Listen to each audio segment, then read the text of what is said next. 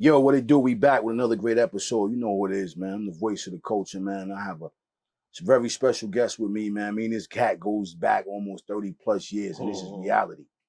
Facts. We got history. And sometimes when you say history, people are like, oh, well, I don't see y'all together every day. You don't have to be together every day to have history with a person. Me and my man's been shucking and jiving, moving and grooving since we were young kids. And I say that now we're men. Yeah. And I'm honored to be sitting in the mobile ChopShop, and I'm sitting here with the OG himself, man. Like I don't even know what to call him. I'm just call him Bergen County's finest, because that's what he represents. He represents greatness, man. And I'm welcome to the show, my man Martise the Barber, the king of the ChopShop. Welcome to the show, bro. Appreciate you, man. Appreciate you, man. Listen, man, we gonna give these cats a little history lesson, man. All right. Because I don't think a lot of people understand the history of us, you, your foundation, where it all started from. So we're gonna go back to the late 80s. Late 80s, early 90s. All right. We're gonna take it back to Tryon Park for the Essence when they had the biddy courts. Yes. When everybody had a hoop dream and everybody wanted to be Jordan. Only shit I could dunk on. The only shit we ran to every day. Yep. Constantly, man. I think that's where our relationship kind of started at, right there. Yep. In that park, man. Like, and it was a genuine relationship. And at the time, it was Teaneck versus Inglewood. It was Decepticons at the time, whatever the Violators. The Violators. That whole, yes. That whole shit we was growing up on, man. And we just built a relationship, bro. Like, it didn't get out of control. It was a respect. It was a level of love. Every time we see each other, we greeted each other. We hung out. Yes. We laughed. We joked. But people don't really understand, like, the essence of what that park meant for us. So we're going to dive back into Tryon, man. Tryon for us, for me, was everything. Yeah. That's where I met chicks at. That's where I met y'all at. That's where I played ball at. That's where I lived out my Jordan dreams. Yeah, that shit was the mecca of... I think it was the mecca for Bergen County. Yeah. You know what I mean? Yeah. It was, yo, you going to Tryon? Facts. Yo, meet me at Tryon. And it was in the middle of everything. The four corners. Yep. You know what I'm saying? We had our girls that came up there by the steps. We had the cats came through in the cars. We had the cats that rode the motorcycles. It was a little bit of everything going on in Tryon Park at one time. Yeah. You know what I'm saying? And we just built a relationship from there. And we always kept it funky. And a lot of people, don't really build relationships like they do back in the days. Right. Yeah, it's not like that no more. It's not like that no more. It's like, yo, that's my man. Why you... Nah, that's not always the case. I know him. Years ago. A lot of cats, I've been cool with you longer than I've been cool with them. And it might be vice versa. You know what I'm saying? Word. So at the end of the day, you got to think about it like this. You know what I'm saying? One part can change a whole dynamic of a relationship with two brothers. And that's where we at today, man. That's why I'm sitting here. That's why I reached out to you. And I'm blessed to be sitting with you, King. But, yo, what really drove you into the business of doing the barber game, bro? Like, what? Back then, we was balling, we was bullshitting. Right. Yo, Harold, yo. Okay. Yeah, I know you know Harold. Harold Tillery. Yeah. God bless. The legend. Word up. Shout out to him and his family, too. Facts. Harold was a hard dude to catch up with. It was... This when he was working at Brennan's? Yes. Okay. Yes. He was working at Brennan's. I don't know if Ori was in there, because Ori was assisting Harold. I don't know if it was when he came to Teaneck. I think Ori came to Teaneck. Okay. Because I remember Brennan's was the boxologist. But Harold was the... Harold. And niggas was scared to go to Brennan's, yo. Niggas was scared to go to Brennan's. And Brennan's was in the middle. Yo. Brennan's was in Teaneck and it was in Inglewood, but it was close to both. And niggas was scared. My man John put me on, and ever since then, niggas was scared. I be like, yo, I'm going to get a cut, B. I don't know what y'all niggas is doing. Who was cutting in Teaneck back then? Old niggas. Okay. Lloyd's barbershop. Them niggas wasn't even giving me a hairline in Lloyd's, yo. It was just Caesar. I got a fade from Harold. That was the shit. And then he was going around moving. I think he came to Teaneck, cut me there at Elegance. That's when that nigga had a waiting list and shit. Right. Cause in Englewood, it was like, you a little nigga. Niggas was just free for all. Your people's dropped you off. I walked down there. It got to that point. I walked down there. And I think he went to Patterson and I couldn't get to him. I got a cut from some nigga in Brennan's. That nigga trash. He wasn't trash, but he just wasn't Harold. He wasn't Harold. And let's be clear, what Harold did back then, it was amazing. It was different. You know what I'm saying? Like, he already was ahead of a lot of game. He was ahead of the game. Beam me up Scotties and all that shit. And I got a cut from that nigga. He went to school the next day, and life changed, nigga. Life Off changed. a cut. Off of a cut. In Teaneck. Like, y'all had all the women at. Let's be clear. Y'all had all the baddest joints. Life changed. So I already knew right then, you going to Harold, getting right, coming to Teaneck. It was over. It was over. Next day, it was a new life for a nigga. And then he went missing or some shit in Patterson. I couldn't get to him. And I found some clippers. I guess they was my grandfather's shit in my closet one day. And just cut my shit. And then that was it. That's when you fell in love with the game. Fucking my shit up. Fucking other niggas up. But I had niggas that was just like, yo, let me cut your hair, B. I got you. In your mom's crib. In my mom's crib. I think that's where everybody had to start up at, in their people's crib, with the one clipper. Yeah. And I think that one clipper changed the game to where we at today. Yo. Then I moved to California. I left here at the end of 10th grade. Word? Yeah. I ain't know that. Went to California for 2 years, 11th and 12th grade. I was always coming back though. Okay. Holidays and shit.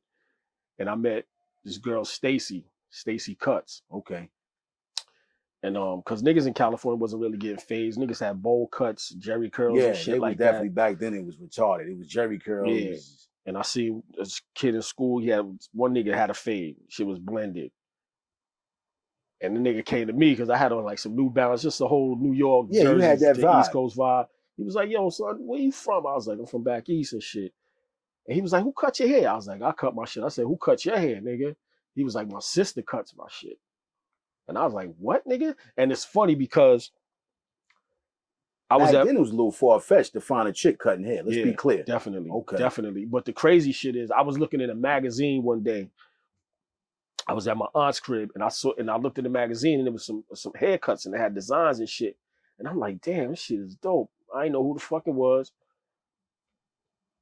Go to Cali and I'm watching the Cosby Show while I'm looking at this magazine. I'm like, damn, this barber's ill, whoever this is. Come to find out, it was her. Wow. And she was cutting like Kid and Play and all that shit for the house party movies. Right. Met her, got up with her. And she was like, yo, you need to take this shit serious. And she was cutting Bub. Okay. Red, I think when they went out there, Kwame and shit. So she was the go-to person when we out in LA. In LA, yes. Okay. And she was giving me the customers that she didn't have time for. Now let me ask you this. At the time, did you have any license or anything? No. Still just freestyling? Nah. And I was going to barber school actually. In Cali? In Cali, downtown, taking the bus. But my pops was like, yo, you can't be taking the bus this late at night. This shit is dangerous out here. So in barber school out there, if you're a resident, that shit was $5. Wow. Wow. $5. Wow. $5 downtown LA. So I had to cut that shit out. What part of LA was you at though? I was in the jungle, staying on Palmwood Drive, that shit where they did training day. Right. That block. My father lived on that block. I was staying on a block called Stevely. And then my pops moved up on like Washington, which is a little it's out the jungle. So moms was still up top. Still here. To be clear. Still here in Teaneck. Okay. I just want to follow the story correctly. Yeah. I was getting in too much shit, man. So she was like, nigga, get out of here. Take a break. break. You to Cali. Take a break. Out of all places though. Yeah. But it was love because I was going out there every summer. Okay, because so my you grandma had was out there. Yeah. Little foundation already planted out there. Yeah. That's fire. So that shit was done out in Cali, graduated, came back here. So you never graduated from Teaneck High? No. Damn, you giving us a history lesson, champ, because I thought you graduated from right up the street, never King. Graduated Teaneck High. I went to 2 high schools in California, Fairfax and Lusinger. Well, and it was a great experience, yo. But Teaneck set me up for that shit because the different cultures, right? You know what I'm saying? So it was just like I fit in very well. So it was a good thing. But you also a people's person, though. Yeah. So you wasn't that type of nigga that was.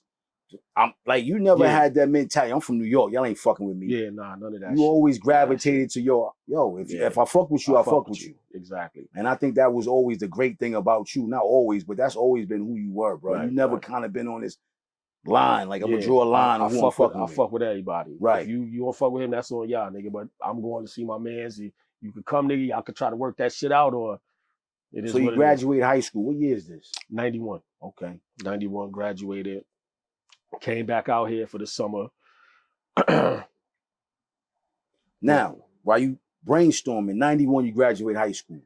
Are you contemplating on staying? Or you saying, yo, my goal is to come back to up top and open up a shop?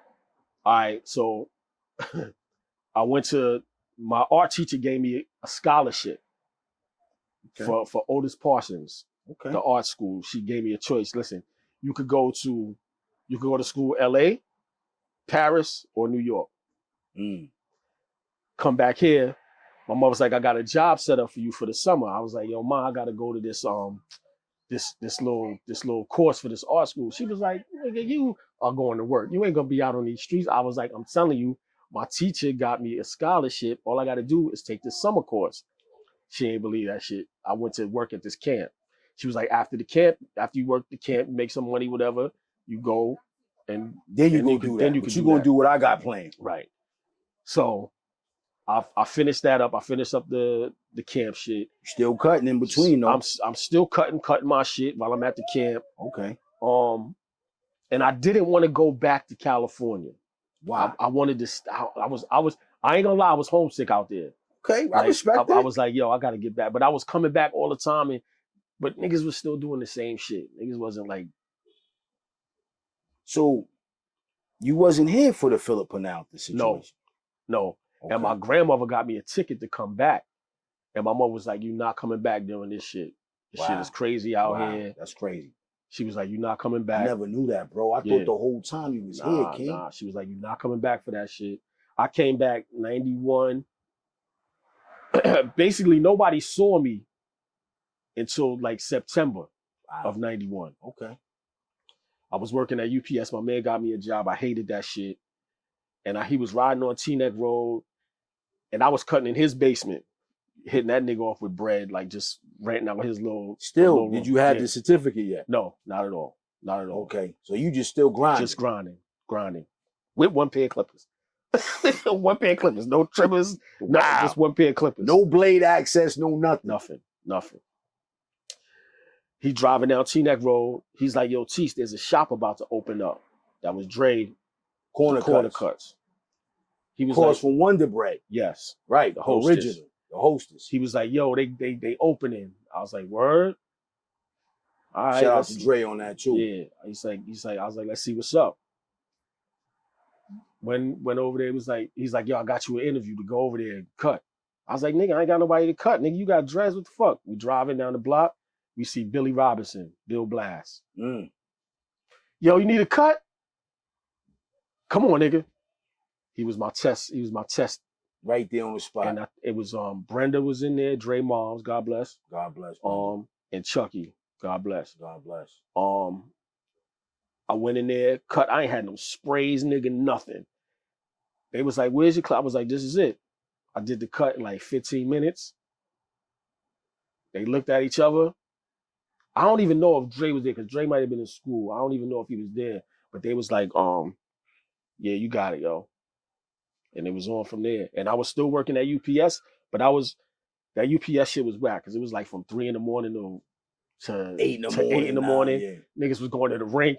You know, the rink don't let out till like 2 in the morning. So I was like, God, this shit is whack. I was making money, but that shit was trash. I was making more money at the shop. Right. So I just left that shit. With the one clipper. One clipper. I mean, as it went on, of course, you started copping. It's like clothes. See, because Dre and the niggas had the 111s and shit like that. Right. And I was like, damn, what the fuck is all these? So then I started rocking with them shits, building up the shit. Mind you, still are not certified. Nah, not at all. So where did you go to school at? Parisian. I ended up going to Parisian. But that was like in 90. 94, I think 95? No. I think that shit was like 90. Later than that? Later than that. And I ain't even finished that shit because I was like, yo, I can't deal with it. I wasn't focused. Okay. I wasn't focused. I couldn't. It was just too much shit going on. I had my son in 92. Different ball game once Little Man dropped. Different ball game. So I was like, yo, what the fuck? Responsibilities. I actually didn't. I stopped Parisian. I went back to school in 2013. Wow. And I had my own shop at the time. So all this time, Nigga had no papers. but the game was the game at that time. Let's be clear. Yeah. The game was the game. Everybody knew how to get around the corners. Right. Had hours, but I didn't get my papers. Okay. So now you in the first corner cuts. Dre moves across by the liquor store. Did you go with him on that run? Not right away, because I actually left because I was gonna go back to college in California. I actually left. I was gonna go to SMC, and then I got a call that Shorty pregnant, so I came back, went back working with Dre, and what happened with the arts program? It was a wrap. I went back to my art teacher. She was like, "Well, if you want, you could do this." I was like, "Wow, I ain't got time for that shit." I started doing music and fucking with that shit, but I was making money off of the cutting. My homegirl was throwing me clients out in Cali. I would go to Cali, run out of money, cut hair, come back, cut hair. You hustling. Back. Yeah. You hustling the game. Yeah. So I was just like, fuck it. The Clippers was your crack. Yeah. And that was it, B. I was going back and forth. When Dre and them moved across the street, he told me he was moving across the street. It was going to take some time to open up. I was like, Dre, you know, niggas got to make some paper. So I went to another shop. Around here? Yeah. I think it was Scissorhands, Harry Scissorhands. That's where Lloyd's old shop was. It was Scissorhands. Then one day that nigga came into the shop and was like, "It's over." Yeah, it's over. I think that's when I was in hair school, actually. The nigga came, and I wasn't even there when he came in and said it's over. I came in the bar, I was like, "Yo, what's good, niggas?" And they was like, "Yo, Harry left." Nigga said it's over. Wow. And just left us. Me, my nigga Shaq, and Joe. And then the landlord came, and I think the rent was probably like $800, which was nothing back then. But to us, that shit was a fucking milestone. Yeah, well, you used to pay like $100 for the chair or some shit. And it was just like, y'all want to take it, y'all gotta start paying the rent. And we was like, Lord, like, damn, what the fuck we gonna do? So we actually just let it go. And my family was like, yo, you should do it. You should do the shop. I was like, I wasn't even responsible enough at the time, yo. Boys to men. Went back with Dre. I think it was I think he was still corner cuts at the time. I think it was still corner cuts. And then another dude opened the shop, Supreme, called Ours Hair Salon. What year is this? Take us to the year. It had to be 95, maybe 90, because I had my second son in 95. So it had to be around that time. Every time I went somewhere, it was like 2 years. Okay. 2 years. I think Dre was like the longest. And like I went with him and then went back when they was at Cut Creations. I don't think Dre was there at the time. I think he was away. And I think I spoke with Brenda. She was like, "Yeah, Tease, come on back." It was cool. We did 2 years there. And then Lenny was opening a shop in New York. Right. Lenny was like, "Yo, Tease, you should come through." I said, I'll give it a try. Lenny printed up the cards and everything. And my mother was like, "Yo, we need to just do our own shit." Let's talk about it, because I'm going to be honest. I never knew it was anything in New York with you and your family. Oh, yeah, Harlem. I didn't know that. Yeah. Let's talk about Harlem. On 130, it was on Lenox. But what we did first was we did the Circle of Sisters. My mother was like, "Let's give it a try." So was your mother into the game already? No, she was working in radio, BLS. Okay. See, I ain't know that. Yeah, BLS. I grew up in that station, yo. From like 1970. History, y'all. This is a history lesson, because all this is brand new to me. So we're getting WBLS for the old school, for those that new generation. Yeah. But that was the shit. So I was Circles of Sister, and it's still popping to this day. That's crazy. Yeah.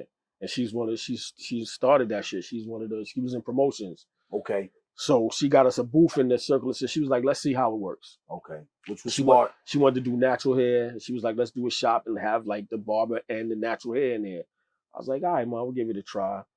Told Dre, Dre, and nigga, Dre was like, "Nah, Tease, fuck that shit. Yeah, shit ain't gonna work nowhere." So And I had to call Lenny, like, yo, Lenny, I ain't gonna make the move. Lenny printed up the cards, gave me the cards. He was like, I understand if you're doing your own shit. Right. You know what I'm saying? Shout out to Lenny the Barber Yeah, too on Lenny the that, throwing the Barber. alley-oop on that. We Yeah. appreciate you, King. And we did the Circle of Sisters. My man did a backdrop for me, had a chair, was cutting mad women. I don't think I cut any men at that, maybe one. One of my customers who was trying to get a cut that day came through J. Rowe. But mad women was getting their hair cut off. I was like, holy shit. And women pay good. That's what I'm about to say. The women are a little different than the brothers. Yeah, nigga, I think we were still charging like $15 for a cut. Nigga, we gonna get into the price cut. We're gonna get into that price thing too, but we're gonna finish with that. Yeah, cause yo, and then my mom was like, yo, we doing it. She got the building on she got a spot on Teaneck Road, which is the old Lloyd's barbershop. Right. The Essence. See, that always comes back. That my man left us. Yo, went up in there, set it up. Where was, I don't remember Lloyd's. Lloyd's was right here, but on Teaneck Road, where the Ebony Beauty Supply is. Right. The fish market was on the corner. Yes. Lloyd's was right next door. John's Fish Market. Yes. Okay, Lloyd's now I'm following you. I'm all right. I'm on pace. He was right next door. But they was old niggas. So, you know, them OG niggas, they had like the video game in there, but them niggas was, Lloyd was crazy. Nigga had the gun. Yo, this old school barber. These niggas that got the leather thing with the razor. Yeah. It's like less. Back in the days when less. Straight it was what Caesars. it was. That's all it was. And then we opened that shit up and it was a wrap. We had a grand opening. We had Rough Ends come through, do the autograph signing, because I was cutting them. Cause they was popping at the time. Yeah. And I was cutting them actually before they even got the deal, because my man Troy was managing them. Okay. Doing production. Who else you had in there? What other cats you had in there when you opened up? You ain't just open up with yourself, did you? Dolo, me and my mother. Wow. Me and my mother. My wife was in there doing hair with us. My wife played a major part in that shit because she was helping in there. It was her, my mother, and then we got Al doing hair, who's still with us to this day. We had Malik. He was working at Locks and Chops in New York. Right. This dude named Jada. And then my man Larry came on with us. So we actually eventually we had a full staff. You grew a team. We had a team. Now, how long was y'all running there? We was in there till 2002, from 99 to 2002. They were selling the building. They wanted us to buy it. But my mother was like, I don't think we could do it. I was like, yo, Ma, I think we should do it. They were selling that building, I think, for $800,000 at that time. And it was 2 stores side by side. That was a steal. I said, Ma, we gotta ask family, we could do this. She was like, nah. So now we done had 4 locations since then. We could have been right there. We just throwing money away. Still throwing money away. Throwing it away. We should have just, all that money we threw away, we could have put it into that. And that would have been the cornerstone of the foundation. Because what's this? It's 23 years later. 24 years later. Imagine if y'all would have owned that building right now. And yo, what's good, man? Peace, King. How you? All right. So she while we was on Teaneck Road, she went and opened a spot in Harlem. Okay. She found a spot in Harlem. What made your mother go to Harlem though? But that's where we from. Okay. Okay. The Essence. Okay. So she just took it back and she was like, yo, I got a spot. I was like, damn, Ma, it was a little spot. Now y'all brought everybody with y'all? Because I know everybody don't want to. She was actually working at a spot doing hair called the Brownstone. And she had a room in there. So she was like, yo, the lady was closing that spot. She was getting another location. And my mother saw this joint. She was like, I'm gonna just go over here. They still remain cool. They still cool to this day. And she opened that spot. It was a small spot. She got like 4 chairs in there. They were doing all natural. They don't do no perms, none of that stuff. And she was like, you gotta come over to the shop. You gotta cut. You gotta come bring yourself. I was like, Ma, I'm over here running this shop when we was on Teaneck Road. So I didn't really have no time to get over there. You had Harlem and you had Teaneck Road. Right. Okay. And it was just popping. And she just closed it when the pandemic hit. So she had it for about 15 years. Shout out to Mom Dukes for holding that down. Yeah. Y'all had barbers in there. No barbers. So you just straight doing natural straight hair. doing hair. And I was like, there's no room for me to even come over here. Plus, everything is kind of stable here. Yeah, yeah. So going to Harlem. And then she took one of the girls would go over there, Al. She would go over there in New York. And but she had a whole nother staff over there, yo. Okay. And they would like rotating shit. But she kept it open. She all kept the way it to the all pandemic. the way to the pandemic. Even after the pandemic, she actually closed it after the pandemic because of like everything shut down. So it was just like back rent. So she was trying to sublease it to somebody.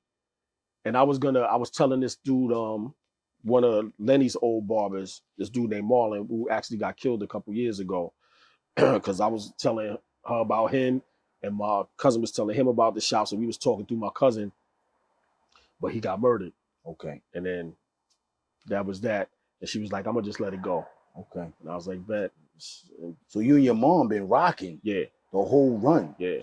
She saw the vision the whole time. Yeah. And you still in Teaneck. And now she's actually has a shop across the street from where my location is right now. Okay.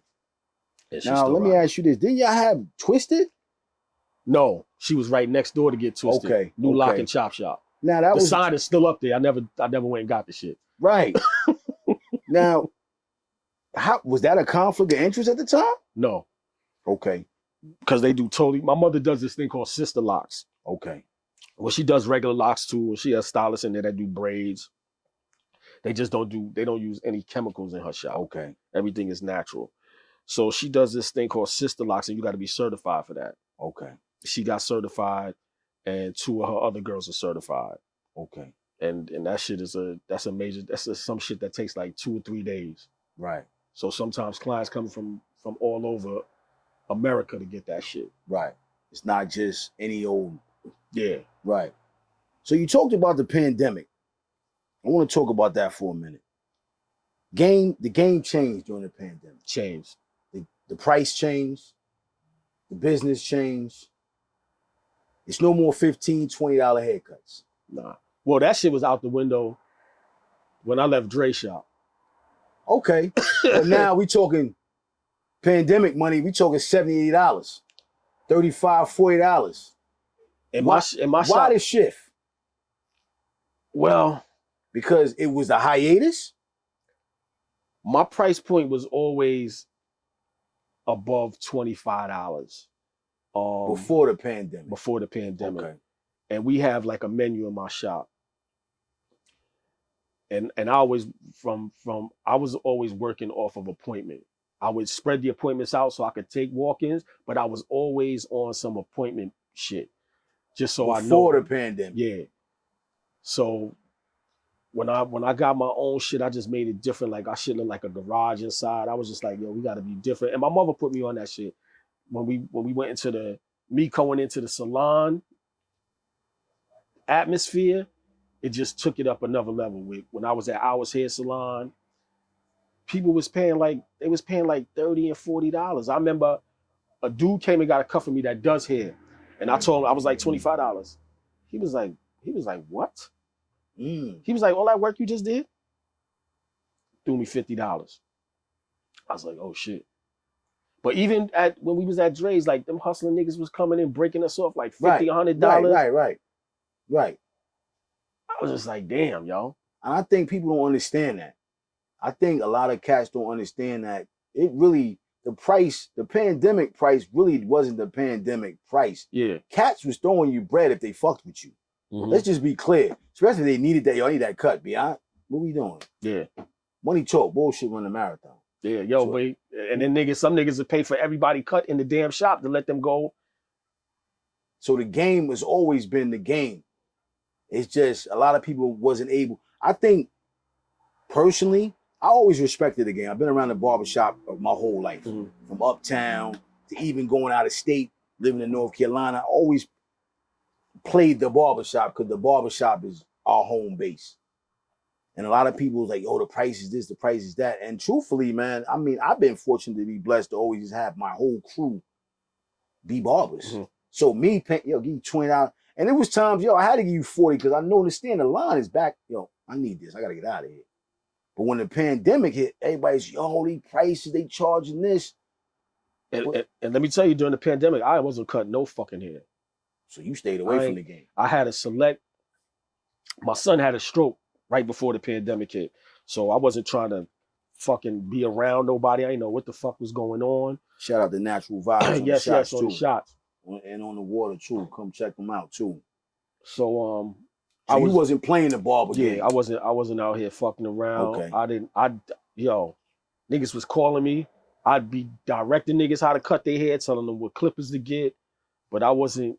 And this right here, we gonna get into this. We gonna get into that. This is one of the reasons I was like, yo, when them niggas shut niggas down again, I ain't gonna be the one to be shut out. I ain't gonna be shut out. I'm gonna be all right. And this is it. But I had to select clients that you would cut. A lot of like some entertainers. I had Gerard Carmichael. He was up in Syracuse, so I would go up there. Them niggas was trying to get me on the plane. I was like, nah, B. Rent me a car or some shit, and I'll drive up. So I do that. Go up there. Syracuse ain't around the corner. Nah. Yeah. It's not. Let's be clear. Syracuse, New York is not upstate New York. Yo. We going for a little further. We passing Binghamton. Mm-hmm. Okay. And they was like, yo, we'll rent a car and we'll reimburse you for everything, put you up in a hotel. That was dope. And that was it. I cut my son. I cut the dude Gerard. I cut myself. You kept it to the minimum. That's it. My wife was working. We was living off of that shit. And the PPP shit, because barbers, do your taxes, nigga. Yo, tell them again. Do your taxes, B. Do your taxes. I tried to get, when I first opened, I tried to get niggas on payroll so we could get insurance and all that shit. Niggas ain't want to do it. I was like, all right. Niggas, do your taxes, B. Why though? Let's give them a small little education on that, because I think cats, especially these up and coming cats, when that PP shit hit or whatever, niggas is like, damn, you needed all your proof and all that shit. And you wasn't doing no backdoor shit. Let's be clear. It wasn't no backdoor false paperwork. Nah. And I had proof because I was doing and you know who gave me that PPP loan? My damn credit card company, Square. Shout out to Square on the alley-oop. Facts.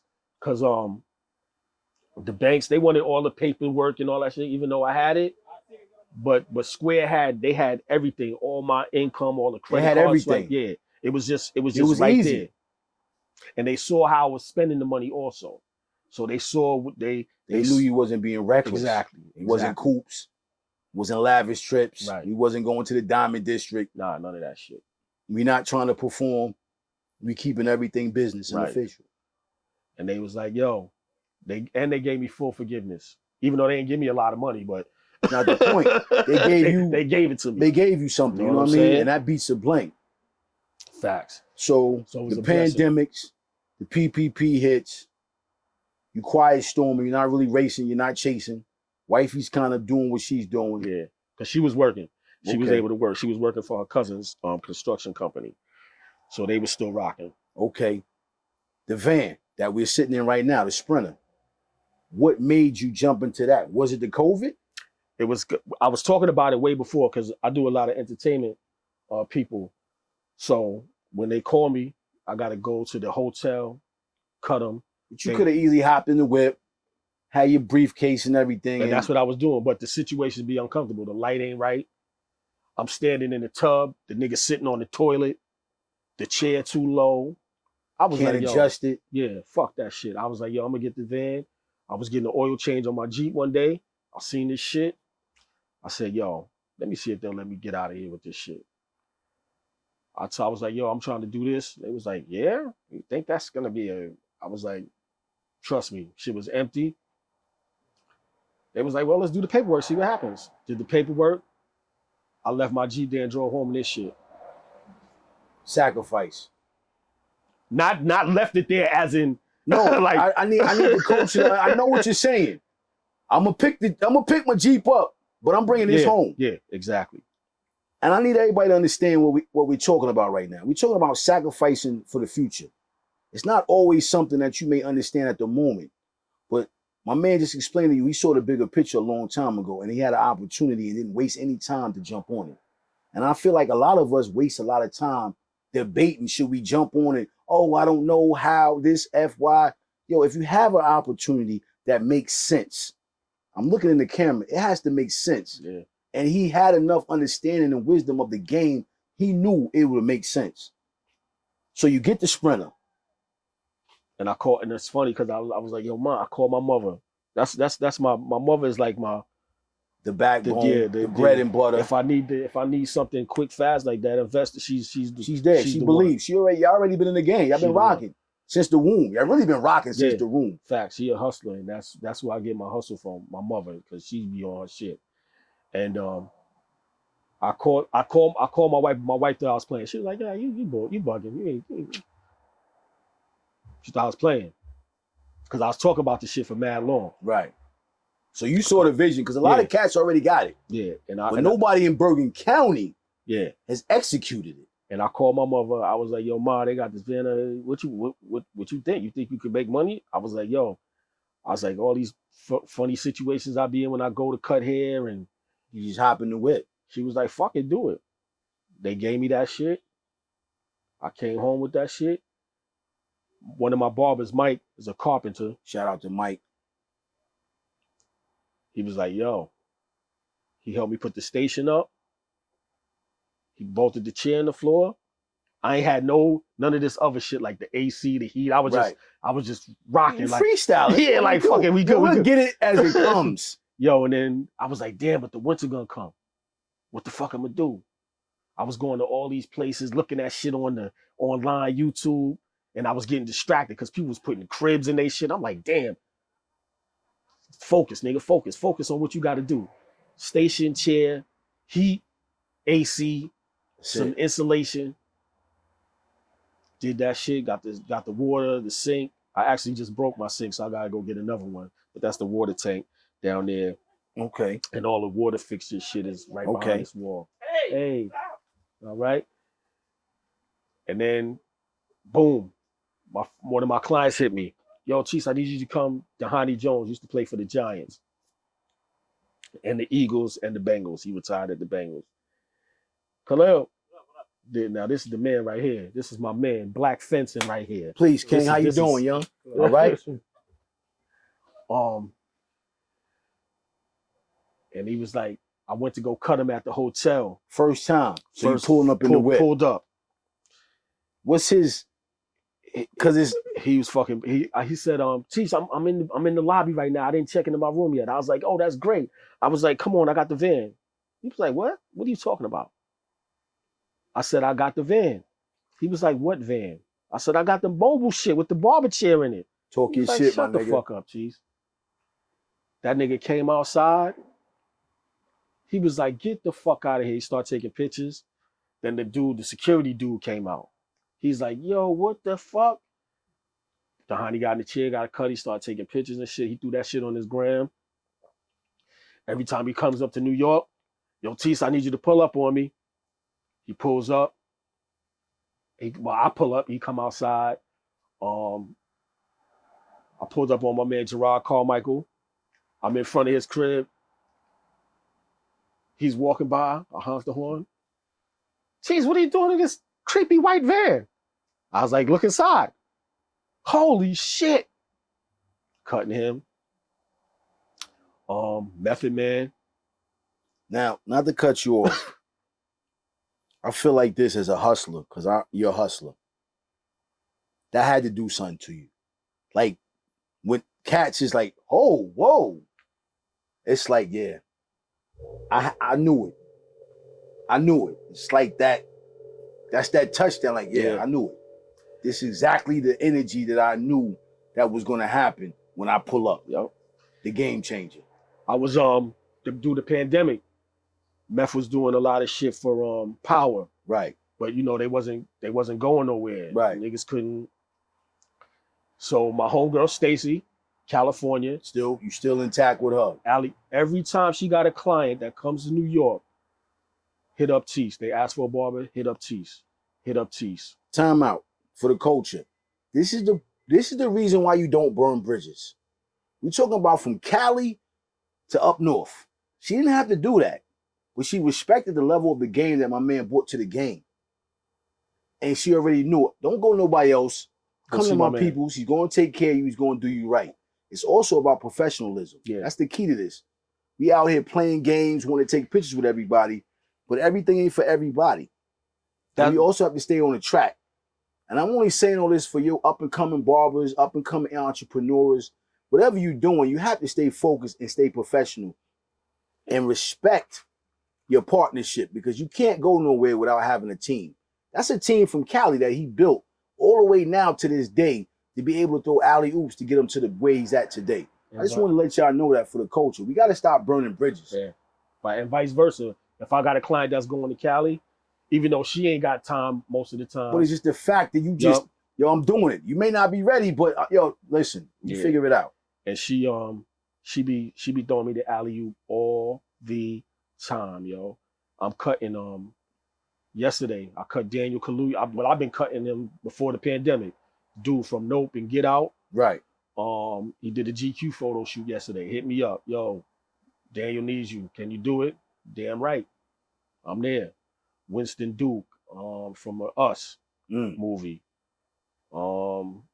Shit is crazy. And the meth, when he was doing all the shit, when the pandemic hit, yo, Tease, can you, his people call me? Yeah, I got you. And I was going in his crib cutting them. And then I was like, yo, I got the van. Nigga had a movie he was shooting in Manhattan. His people call me, yo, Meth is doing the movie. Can you pull up in the van? They're gonna need you like 3 days out the week for a whole month. You damn right I'll pull up. Damn right. Meanwhile, ChopShop is still active. Yep. So we not missing money. We making money on top of money. Mm-hmm. That's the hustle. That's the grind. That's the grit that y'all need to understand. Having multiple hustles where you're not just stopping one hustle, but you can, I'm going to go do this, but the team is holding it down over there. And Tevin Campbell, she put me on with that. So Tevin was on tour this whole year. I was with him. When he in New York, I'm pulling up in the van. Yo, Tease, I need you can you fly out? You got me? Yeah, I got you, my nigga. What's the furthest you took the Sprinter to? The furthest I went in this, Brooklyn. Mm-hmm. I was supposed to go to Maryland for Dahani, but he actually came up here with his son for the Thanksgiving Day parade. So I cut both of them in here. But this shit can go wherever. I will go to California with this shit if need I believe you, King. Let's talk about the ChopShop a little bit. We hear your Teaneck, the foundation, your essence of who you are. You got, your pops in Cali, mom's up here. Teaneck. Let's talk about Teaneck for a minute. What does Teaneck mean to Tease? Oh, Teaneck is everything. I ain't even from Harlem no more. I'm from Teaneck, yo. That's what it is, yo. This shit raised me, B. Right. Good people. Community. Yeah. You definitely grew in the community. The Tri-County area, Hackensack, Englewood, Teaneck. I love it, man. Good friends, good people. That's where I make my money. So highs and lows, ups and downs, trials, tribulations. True. For those that's coming up in the game, up and coming barbers that's ready to go out here and attack the world, ready to start their own business. Young man come to Tease, yo, Tease, I want to get in the game. What would be the most 3 things you would tell him? From A, B to C. Get your paper, get your knowledge, your paperwork, not paper as money. Get your knowledge. So when somebody do ask you something, you know what the hell you doing and you know what you're talking about. And customer service, yo, is key. And you gotta just don't burn bridges. Be consistent. Yeah, don't burn bridges. And being in the shop, yo, I think in all the years, I've only had about maybe 2 altercations. You've been in this game how many years? Since 91, working in the shop. I've been in this game for years, made me an animal. Yeah. Rules to this shit. I think I've only a manual. Because niggas always know where to find you, trust and believe. Right. So you can't hide from nobody. You can't duck because they know your location. Exactly. Whether you there or not, they know they squatting. Yeah, don't do no bad business. And positive vibes, yo. I'm cool with everybody still to this day. Maybe like 1 or 2 motherfuckers I don't mess with. But that's but okay. That's life. love, still got love. But you know, niggas grow, and that's what it is, B. But just be consistent. Customer service is key. Teach his legacy. My kids, man. My grown ass kids right now. I got 3, Martise, Antonio, and Ami. 31, 28, and 23. Right. And they are doing very well for themselves. My oldest son just moved to California a couple years ago. He's doing good. My middle son, he's doing very good. He was playing ball. He had a stroke. Now he's doing his music. None of them have even, you never tried to push the game on them? I thought my daughter was going to do it, but and Antonio tried. He was his first and last customer was Pluck. God bless. God bless Pluck. Teaneck legend. We salute you, King. Yeah, my wife just sent me that footage the other day, man. It was funny as hell. Seeing my son and Pluck. That shit was funny. It takes you back how life takes us in full circle. Yeah. You know what I mean? Pluck means everything. I want everybody to understand what Pluck meant to Teaneck, what Pluck meant to us. Shout out to him and his family. We lost a great one. Yeah. We love you, my brother, and may you continue to watch over us, and may Allah bless you and your family. Man. Yes. Yo, we gonna close this thing out, man. I just want to say thank you, bro, for the opportunity to sit down and chop it up with you, man. Thank you, man. You've been my guy for decades, you already man. know how it is. You know, I respect you as a man. I respect your business. I respect what you bring to the community. I need everybody to understand, man. We got to stop playing games with the culture. When I say the culture, means we got to start being more responsible for what we're doing out here. We represent the brand. We represent the community. We represent each other. We're already black, so we got one strike against us. So we got to continue to stand tall, kick it with each other, man. And I'm fortunate to sit in this van with my brother because this thing started from a basketball court. Yeah.